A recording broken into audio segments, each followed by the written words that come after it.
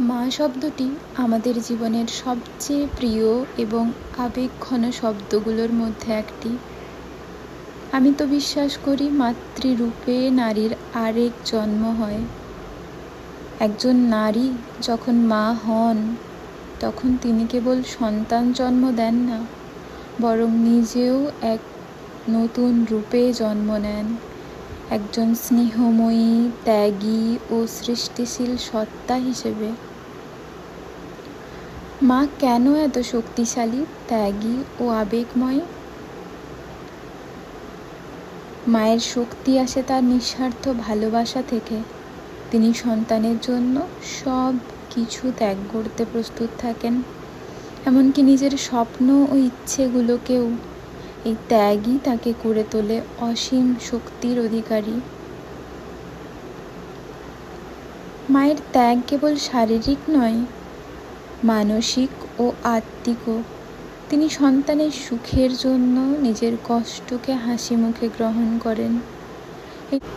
এই নিঃস্বার্থ স্নেহই তাকে করে তোলে ত্যাগের প্রতিমূর্তি।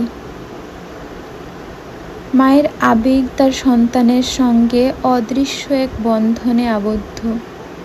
তিনি সন্তানের প্রতিটি অনুভূতি অনুভব করেন, তার সুখে হাসেন, দুঃখে কাঁদেন। এই গভীর আবেগই তাকে করে তোলে অনুভূতির এক বিশাল সমুদ্র। কাজী নজরুল ইসলাম মা কবিতায় তিনি লিখছেন, হেরিলে মায়ের বুক, দূরে যায় সব দুঃখ, মায়ের কোলেতে শুয়ে জুড়াই পরাণ। মায়ের এই শক্তি, ত্যাগ ও আবেগ আমাদের জীবনের প্রতিটি মুহূর্তে প্রেরণা যোগায়।